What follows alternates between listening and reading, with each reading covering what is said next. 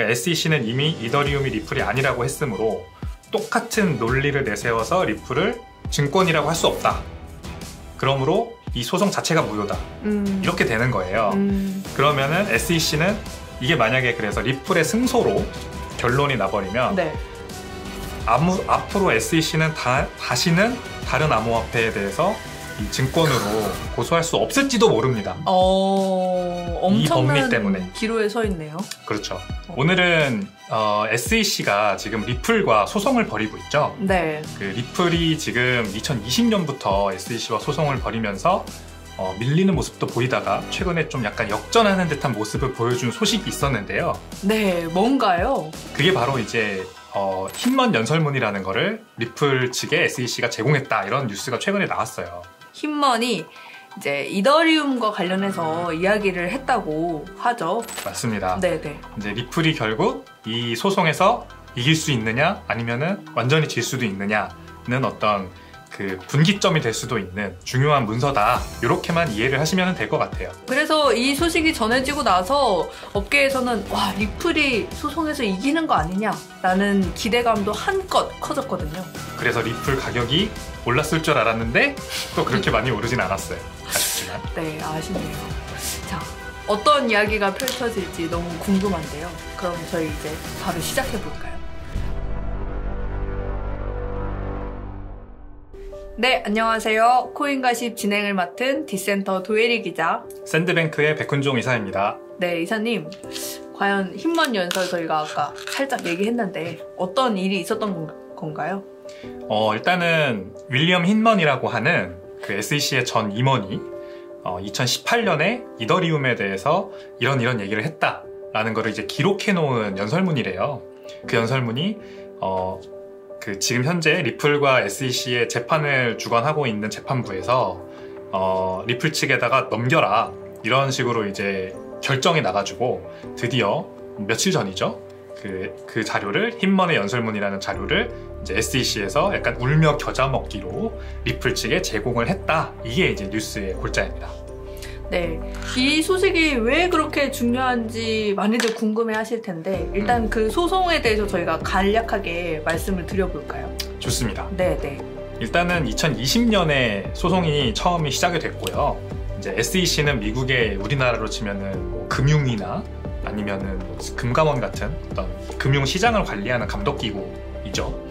이 SEC가 되게 이례적으로 리플이라고 하는 캘리포니아에 이제 본사가 있는 이 핀테크 회사를 소송을 했습니다. 그리고 이 리플사의 CEO인 브래드 갈링하우스 CEO까지 같이 소송을 했죠. 소송의 이유는 미등록 증권을 팔았다 였어요. 그래서 아니 코인이 무슨 증권이냐, 코인은 그냥 코인일 뿐인데 당신은 이제 완전히 증권과 코인은 전혀 다른 것이라는 인식이 그죠? 지금보다 훨씬 더 셌기 때문에 굉장히 좀 파란을 일으켰던 소송이었고, 사실 금방 끝날 줄 알았던 그런 소송이었는데 리플이 굉장히 빨리 무너지거나 쉽게 지겠다라고 사실 예상을 누구나 다 했는데 의외로 지금 2년 넘게 그 소송이 계속 이어져 오고 있는 것이죠. 네, 맞습니다. 당시의 상황이 제가 기억이 나는 게 SEC가 리플랩스를 소송을 했다라는 기사가 나오고 나서 코인베이스를 비롯해서 주요 암호화폐 거래소에서 리플을 연이어 상장 폐지를 했죠. 그랬죠. 네. 왜냐하면 거래소에서는 증권을 취급할 수 없으니까 그 당시에 거래소들 입장에서도 이런 논란이 있는 코인의 경우, 그리고 또 이사님께서 말씀하셨던 것처럼 리플이 질 것 같다라는 인식이 조금 컸기 때문에 빠르게 거래소들이 상장 폐지를 했다라고 보입니다. 맞습니다. 네네. 이제 SEC가 미국에서도 뭐 워낙에 이 증권 관련된 이제 관리 감독을 하는 기구이다 보니 워낙에 이 악명이 높아요. 그래서 뭐 SEC가 한번 이렇게 걸면은 뭐 안 걸려 넘어질 수가 없다, 이런 인식이 사실 있습니다. 증권이나 뭐 이쪽에 은행이나 이쪽에 네.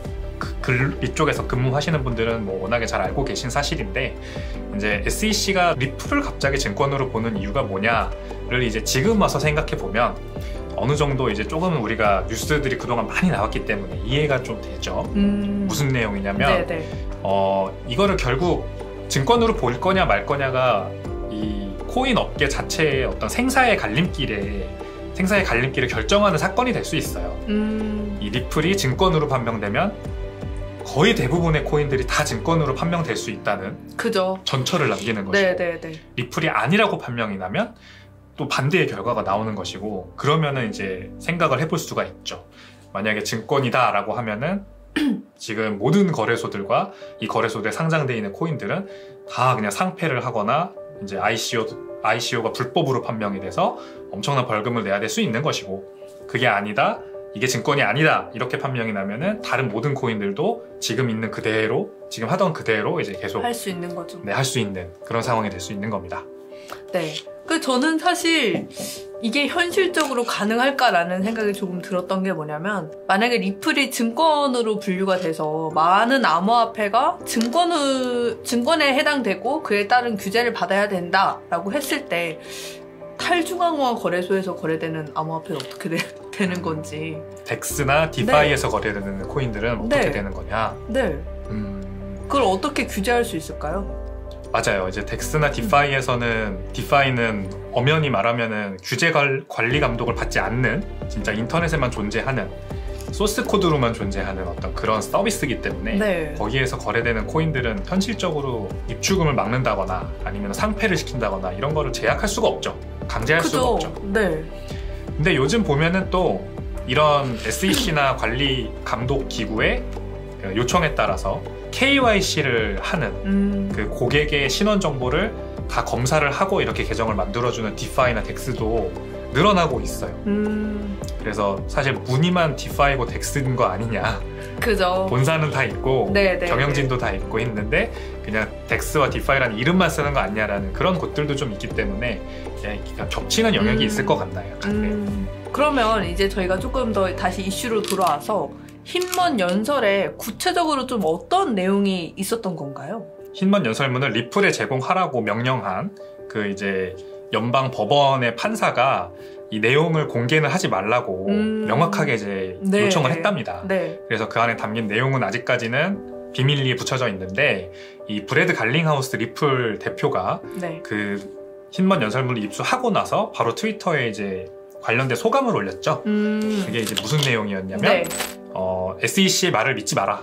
이 내용을 보니까 우리가 굉장히 좀 이거를 얻어내기 위해서 노력한 게 굉장히 값진 결과를 얻은 것 같다. 긍정적인 되게 반응을 남겼어요. 그래서 이제 사람들이 다들 그 안에 담겨있는 내용이 역시 이 리플이 증권이 아님을 증명하는 여러 가지 증거로 사용될 수 있는 가능성이 있겠구나. 이런 기대를 하고 있는 중이죠. 네, 맞습니다. 사실 지금 국내에서도 증권형 토큰과 비증권형 토큰을 나누는 기준을 마련하겠다라고 금융위가 이야기를 하고 했잖아요. 그래서 내로 연말까지 가이드라인을 발표하겠다라고 했는데 이 리플의 소송이 상당한 영향을 미칠 것으로 전망이 됩니다. 어떻게 보시나요? 네, 왜냐하면 이 지금 법리 결국 다툼인데 법리는 이런 식으로 생각을 하시면 돼요. 굉장히 간단하기도 하고 복잡하기도 한데요. 제가 넷플릭스에서 그 맨헌트 유나바머라고 하는 갑자기 소개를 해서 죄송하지만 맨헌트 유나바머라고 하는 TV 시리즈가 있습니다. 그 유나바머라고 하는 이제 실제 존재했던 폭탄으로 사람을 무작위하게 랜덤하게 죽였던 그런 이제 연쇄살인범의 얘기예요. 그 연쇄살인범을 잡았습니다, FBI가. 근데 그 FBI와 이 유나바머라고 하는 살인범이 이제 법정 다툼을 벌이는 내용이 그 드라마의 주된 내용입니다. 근데 거기에서 이 유나바머라고 하는 사람이 굉장히 똑똑하고 천재인데 자기를 기소한 FBI의 그 기소 내용을 무력화시키기 위해서 이런 전략을 써요. 한번 들어보세요. 굉장히 비슷합니다. 흥미롭습니다. 유나바머라고 하는 사람의 집을 수색하기 위해서 영장을 신청을 했어요, FBI가. 그러면 법원이 영장을 주잖아요. 그 영장을 쓴 사람이 이제 FBI 수사관입니다. 이런 이유로 나는 이 사람이 유나바머라는 사람이 의심되므로 이 사람의 집을 수색을 해야겠습니다 라고 영장에 썼을 거 아니에요. 그래서 이제 법원이 승인을 해서 영장이 나왔고 수사를 했고 거기서 나온 증거품을 이제 증거로 해서 이 유나바머를 체포를 했고 기소를 한 겁니다. 그러면 유나바머 입장에서는 이렇게 하더라고요. 먼저 이거를 영장을 쓴 사람의 약점을 잡는 거예요. 어. 이 사람은 경찰이지만 이제 이 사람이 어떤 대학교에서 뭐 어떤 그 관련된 학위를 땄어요. 네. 근데 이 학위가 문제가 있다.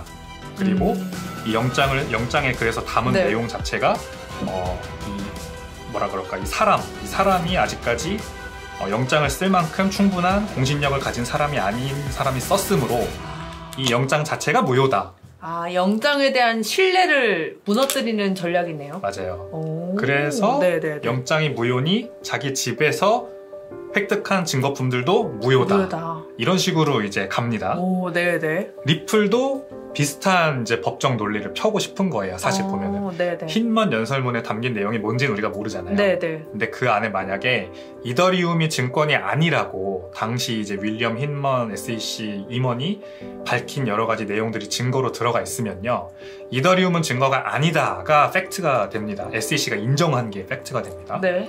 2018년에 그렇게 됐다는 가정하고 2020년에 SEC가 리플을 고소했다면 이제 완전 이율배반적인 상황이 돼버리는 거죠. 그러니까 SEC는 이미 이더리움이 리플이 아니라고 했으므로 똑같은 논리를 내세워서 리플을 증권이라고 할 수 없다. 그러므로 이 소송 자체가 무효다. 이렇게 되는 거예요. 그러면은 SEC는 이게 만약에 그래서 리플의 승소로 결론이 나버리면 네. 앞으로 SEC는 다시는 다른 암호화폐에 대해서 이 증권으로 고소할 수 없을지도 모릅니다. 엄청난 이 법리 때문에. 기로에 서 있네요. 그렇죠. 근데 이제 네. 굉장히 디테일하게 좀 들어가 봐야 될 거예요. 우리가 내용을 아직 모르기 때문에. 그죠. 그 안에 있는 내용들이 그래서 정말로 이 SEC가 이더리움이 증권이 아니라고 확실하게 판별한 것이냐라는 이제 법리 다툼을 또 벌이겠죠. 근데 제가 사실 조금 궁금했던 게, 이거는 디테일한 부분이긴 한데, 말씀하신 것처럼 이더리움이 증권이 아니라고 해도 이더리움과 리플은 또 같다고 볼 수 있나요? 좀 다르게 볼 수 있잖아요. 그쵸. 그 부분도 아마 굉장히 또 물고 늘어질 텐데, SEC 네. 입장에서는 SEC의 지금 현재 그 소송 포인트가 아마 이더리움도 증권이기 때문에 리플도 증권이다라는 식의 논리를 펴는 것 같아요. 그러니까 이게 이제 중요해지는 것 같습니다. 만약에 리플이 이더리움과 전혀 다르다라고 주장을 하려면 어떤 분명히 다른 점이 많이 있겠지만, 이제 리플 측에서 봤을 때 이더리움은 POW 기반이었죠, 당시에. 그죠. 그리고 네. 리플은 POW도 아니고 뭐 POS도 아니고 그냥 자체의 방식을 썼잖아요. 근데 이 어떤 코인을 처음에 판매했던 방식 자체가 이더리움보다 더 증권화되어 있느냐, 아니면 아예 탈중앙화되어 있느냐, 이런 포인트로 이제 자신들의 무죄를, 결백함을 입증하려 하겠죠. 그죠. 저는 개인적으로는 리플이 이더리움보다 더 증권으로 판명될 가능성이 크다고 봐요. 저도 그렇긴 합니다. 네. 코인을 발행한 어떤 그 프리마인과 네. 프리세일과 그리고 이제 ICO를 했던 그런 이제 여러 가지 프로세스들, 그리고 POW도 아니고 POS도 아니고 그냥 기업에서 사실 발행한 그죠. 그냥 그 엔터프라이즈 어쩌면 토큰, 그런 이제 구조 자체는 이더리움보다 더 증권으로 판명될 가능성이 크다고 봅니다만, 이게 이제 리플 입장에서 봤을 때 어떻게 이걸 트위스트 해가지고 우리 이더리움도 증권이 아니니까 우리도 아니다라고 가려고 하는지는 이제 흰먼 연설문을 조금 더 면밀히 공개가 된다면 한번 봐야 될 것 같습니다. 네, 맞습니다. 그리고 이게 국내의 사건이랑도 저는 크게 관련이 있다고 보는 이유 중에 하나가, 최근에 검찰에서 테라폼랩스 대표 권도영 대표를 기소를 하면서 그 이제 내용에 이런 이야기를 썼잖아요. 테라 루나가 증권이다 라고 이야기를 해서 자본시장법 위반으로 기소를 했는데, 그럼 이게 여기와 또 이 사건 리플이 증권으로 판명이 되냐 안 되느냐에 따라서 여기에 대한 논리도 좀 달라질 수 있을 것 같습니다. 저도 네. 그 테라폼랩스가 만든 테라 블록체인이 증권이 아닐 이유가 없다고 개인적으로 생각하는 편이거든요. 이 증권이냐 아니냐를 판가름하는 여러 가지 이제 잣대가 있지만, 저는 역시 이 대가성을 바라고 팔았느냐가 가장 중요한 부분인 것 같아요. 근데 이제 이더리움은 조금 모호해요. 저는 맞다고 보는데, 개인적으로 이더리움도 그렇게 어차피 ICO를 해서 토큰을 팔고 그죠. 그 토큰을 모아서 메인넷을 만들었고 메인넷을 발전시켜왔고 그 돈으로 그러므로 이제 초기 투자한 그 스몰 그룹에 있는 사람들에게 사실 대가성을 약속하고 토큰을 판매한 것이다 이렇게 볼 수 있는 거거든요. 그래서 테라폼 랩스도 같은 시기였고 게다가 뭐 메사리에서 발표한 그 자료를 보면은 테라폼 랩스 같은 경우에는 이더리움보다 처음에 프리마인 프리세일로 인사이더들에게 판매된 토큰 비중이 거의 50%에 달할 정도로 네. 더 높나요? 꽤 높았던 걸로. 네. 그러므로 이제 더 증권성이 짙다고 볼 수가 있는 거죠. 리플은 그런 면에서 봤을 때는 뭔가 혹시 아시나요, 기자님은? 리플은 얼마나 많은 이제 물량이 처음에 초기 인사이더들에게 분배되었는지. 구체적으로는 잘 모릅니다. 저도 그거는 잘 모르는데 리플이라는 회사가 아무튼 발행을 했고 처음에 이제 소수 투자자들에게 판매한 거는 기업형 토큰이니까 맞아요. 근데 그 자체만으로도 대가성을 바라고 팔았다라는 이제 사실에 부합하므로 증권일 수밖에 없다. 사실 저는 이렇게 생각을 개인적으로는 하고요. 테라폼 랩스가 또 그렇게 SEC한테도 같은 뭐 생각을 지금 불러일으키고 있는 것 같고 많은 토큰들이 다 같은 상황에 있을 겁니다. 맞아요. 그리고 조금 이게 법리적으로는 어떨지 모르겠지만 그냥 제가 개인적인 생각으로 사람들이 암호화폐에 투자를 하는 건 수익을 기대하고 투자하는 거 아닐까요? 그렇죠. 맞죠. 네. 그런 관점에서 봤을 때는 이게 증권에서 우리는 뭐 대가를 바라고 투자한 게 아니다라는 그 논리가 참 어려운 것 같아요. 맞아요. 그렇기도 하죠. 네. 결국에는 다 투자 수익을 바라고 투자하는 거죠. 뭐 문제는 일단 거기에서 좀 한 단계 더 들어가면 그 투자 계약에 해당하는 뭐 그런 과정이 있었느냐 이것까지 이제 중요한 것 같아요. 그러니까 저는 시장에 올라와 있는 그런 시장에서 거래되고 있는 토큰을 투자할 때 이 상대방과 어떤 뭐 구두라도 투자 계약, 미림 계약 같은 걸 맺는 건 아니잖아요. 그죠, 그건 아니죠. 그냥 자체적인 판단에 의해서 사고 파는 것일 뿐이고. 네네. 다만 이제 그 초기 프리마인, 프리세일 할 때는 소수의 사람들, 소수 정예의 사람들을 모으죠. 그래서 이 사람들에게만 뭐 특별하게 이제 혜택을 줘서 이 가격에 살 수 있게 해주겠다. 그 이제 어떤 그 과정 자체가 뭐 명문화된 뭐 그 문서를 남기지 않더라도 투자 계약으로 볼 수 있는 거 아니냐. 이렇게 본다면 또 이제 좀 다른 얘기가 될 수도 있어요. 그죠. 사실 말씀하신 것처럼 초기 투자자들에게는 엄청나게 저렴한 가격에 판매를 하고 그게 토큰이 암호화폐 거래소에 상장이 될 때는 이미 그 판매된 가격보다도 높은 가격의 상장가가 시작이 되잖아요. 그렇습니다. 그러니까 초기 투자자는 반드시 이익을 볼 수밖에 없는 구조이긴 합니다. 그렇죠. 네. 그거를 이용해서 이제 처음에 토큰 가격이 펌핑된다. 이제 이런 거를 이용해서 세력 또는 이제 장난을 치는 그런 분들도 많이 있었죠, 과거에. 네. ICO 붐, 뭐 이럴 때 많이 그런 사고가 있었습니다. 그리고 또 이건 여담입니다만, 네.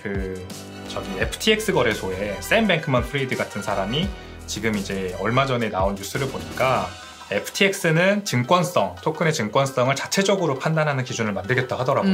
네네. 그러니까 이거는 또 이제 이 SEC나 아니면은 금융 감독을 하는 그런 기구들에서 어떻게 생각하냐랑은 별도로 네. 민간에서 좀 이렇게 업계에서 자체적으로 자구책을 마련하고 있는 그런 움직임인 것 같아요. 국내에서도 업비트가 일단 말하기로는 본인들이 상장한 코인들은 다 증권성을 검토를 했다라고 이야기를 하긴 했어요. 아, 그랬군요. 네네네. 그러면은 네. 국내에서는 만약에 업계에서 마련한 기준으로 이 증권성과 비증권성을 판별을 하면 네. 금융이나 당국에서 이걸 받아들일까요? 글쎄요. 글쎄요. 미국은 그럼 받아들일까요? 미국 그 정치권은?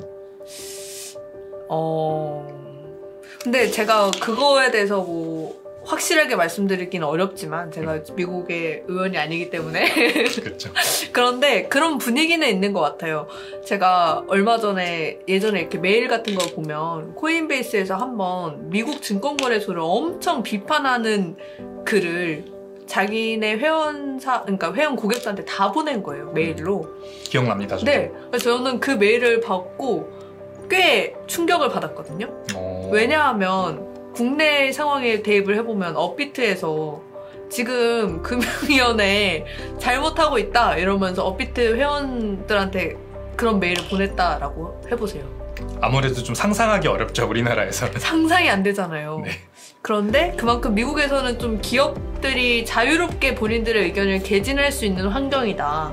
이런 부분은 좀 기업하기에는 좋은 환경이라고 생각을 하거든요. 맞아요. 네네. 아무래도 미국은 또 로비가 합법화돼 있다 보니까 샘 뱅크먼 프리드 같이 이렇게 돈 많은 사업가가 나서서 뭐 로비도 하고 그다음에 자체 기준도 마련하고 이러면은 조금 더 받아들여질 가능성이 크진 않을까 그런 생각은 해볼 수 있습니다. 그죠. 그리고 그 샘 뱅크먼 프리드먼은 어디야?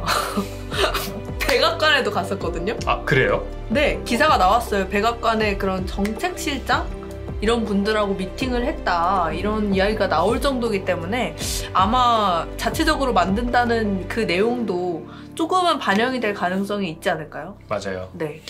그러면 좀 기대를 해볼 수 있을 것 같습니다. 이제 미국에서 만들어진 기준이 결국 글로벌 기준이 될 가능성이 크잖아요. 네네. 그러므로 미국에서 이렇게 업계에 종사하는 사람들이 열심히 해서 좀 크립토 전반적인 크립토들이 증권으로 판별되기보다는 새로운 에셋 클래스, 이제 상품, 영어로는 뭐 엔실러리 에셋이다 이렇게 하더라고요. 네네네. 이렇게 판별되는 기준으로 그래도 가주면 현재 이제 운영을 하고 있는 토큰 프로젝트들은 그나마 좀 한숨이 아니라 한숨 돌리는 거죠. 한숨 네. 돌릴 수 있는 계기가 되지 않을까 네, 싶습니다. 맞습니다. 그럼 저희가 하나만 더 짚고 넘어가면 좋을 것 같아요. 네. 말씀하신 것처럼 이렇게 암호화폐가 증권이 아니라 새로운 상품으로 분류가 될 경우에 투자자들 입장에서는 어떤 게 좋을까요? 대부분이 증권이 되느냐 아니면은 새로운 상품군으로 판별되느냐. 네. 좀 소신 있게 발언할게요. 네. 좋습니다. 저는 투자자들 입장에서는 대부분이 증권으로 판별되는 게 오히려 좋다고 생각을 합니다. 왜요? 왜냐면 네. 이 상품군으로 만약에 판별이 돼가지고 뭐 미국은 CFTC 뭐 이렇게 이제 별도 기구에서 금융관리감독기구가 아니라 별도 기구에서 이제 보게 되면 아무래도 투자자 보호를 위한 자구책이나 이런 걸 마련하는데 조금 더디거나 네. 아니면 수준이 낮아질 수 있을 것 같아요. 네. 그러니까 이 증권이라고 하는 거 우리나라에서는 주식이나 뭐 대표적으로 그런 건데 주식 투자할 때 투자자들이 잘 모르지만 이 주식을 발행하고 상장하는 과정에 있어서 기업들이 정말 많은 노력을 합니다. 그죠. 기업 공개라는 과정 자체가 굉장히 복잡하고 지단하잖아요.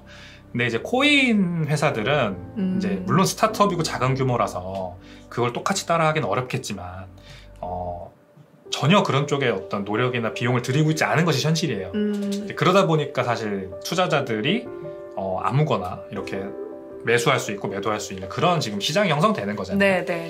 그래서 조금 그 자신이 뭘 사는지 정확히 알고 투자하는 게 되게 중요하고 기업 공개나 어떤 컴플라이언스 이런 것들이 굉장히 더 좀 이렇게 주도 면밀하게 진행이 돼야 된다고 저는 생각을 합니다. 자기가 만든 코인이 어떤 목적을 가지고 만들어졌고 어떻게 수익을 내고 있고 토큰 이코노미는 어떻게 돼 있고 이런 것들을 그냥 백서라는 형태로 그냥 이렇게 간단하게 남기는 것보다는 이 진짜 주기적으로 이제 SEC나 아니면 금융위에 보고를 할 수 있게끔 그렇게 해줘야 좀 투자자들이 더 건강한 투자를 할 수 있지 않을까 그런 생각을 하고요. 뭐 여담입니다만 제가 아는 분이 근데 코인은 또 한편으로는 이런 시각도 있어요. 코인은 그래서 하는 게 아니다. 코인을 하는 이유가 쉬워서 하는 거라고 하더라고요. 그러니까 주식은 너무 어렵다 이거죠. 일단 장이 시작되는 시간이 있고 끝나는 시간이 있고 또 막 볼라 그러면은 막 뭐 이렇게 여러 가지 뭐 리스크가 있다 이런 뭐 팝업도 뜨고 막 이제 이런 게 괜히 복잡하고 생각하기 싫은데 이제 어렵다는 거죠. 근데 코인은 주말에 친구들 만나가지고 이렇게 한잔 하다가 야 이거 한번 해볼래? 그리고 업비트 앱 켜가지고 바로 살 수 있잖아요. 주말에도. 그죠. 네네. 비트코인이 있고 알트코인이 있어. 너는 뭐 이런 걸 좀 사봐. 이렇게 하면 바로 그냥 해볼 수 있는 그런 쉬운 접근성이 또 매력이다라는 얘기도 있더라고요. 맞아요. 그런 비슷한 맥락에서 저도 조금 덧붙이자면 저는 코인 투자를 먼저 시작하고 그 다음에 주식을 시작했거든요. 아, 그러시군요. 네, 그러다 보니까 이게 약간 일반적인 투자 과정보다는 좀 선후 관계가 뒤바뀌었잖아요. 그래서 저는 24시간 거래되고 이 거래소 갔다 저 거래소 가고 거래소 간에 옮기고 이런 게 너무 자연스럽고 당연한 사람이었는데 주식시장으로 진입하니까 말씀하셨던 그 어렵다는 부분이 뭔지 체감이 되더라고요. 맞습니다. 네네. 우리가 또 MZ세대의 이 감성과 어떤 요구 이런 것들을 무시하면 안 되기 때문에 네네. 네, 코인을 또 너무 올가매면 안 되겠다 그런 생각을 또 하게 만드는 그런 생각을 하게 되는 것 같네요. 네, 좋습니다. 네, 지금까지 전 SEC 위원장 힘먼의 연설이 리플과 어떤 관련이 있는지 알아봤습니다. 암호화폐가 증권으로 분류가 되느냐 안 되느냐가 굉장히 업계는 물론이고 투자자분들에게도 미치는 영향이 큰 만큼 이번 주 소식이 여러분에게도 유익하게 작용이 되기를 바랍니다. 네, 그럼 이것으로 이번 주 코인다시 마치도록 하겠습니다. 지금까지 뒷센터 도예리 기자, 샌드뱅크의 백근종 이사였습니다. 네, 감사합니다. 네, 그래서 리플이 이 힘먼 연설문을 이용하는 그런 방법과 네. 쟁취하고자 되게 노력했던 그 이유, 이용하고자 하는 방법 이런 것과 이 넷플릭스 드라마 유나바머 그 폭탄 테러범이 이제 영장에 대해서 이 의구심을 제기해가지고 빠져나가는 그 방법이 좀 유사성이 보여서 비교해드려서 쉽게 설명하기 위해서 소개를 드린 거지 이제 뭐 유나바머나 폭탄 테러범의 행위가 정당화되는 건 전혀 아니죠. 그죠. 네, 그리고 리플이 그래서 뭐 폭탄 테러범과 뭐 동일시된다, 아니죠. 비슷하다 뭐 네, 이렇게 네, 말씀드리는 건 전혀 아니니까 네, 네. 네, 오해 없으셨으면 좋겠습니다. 네.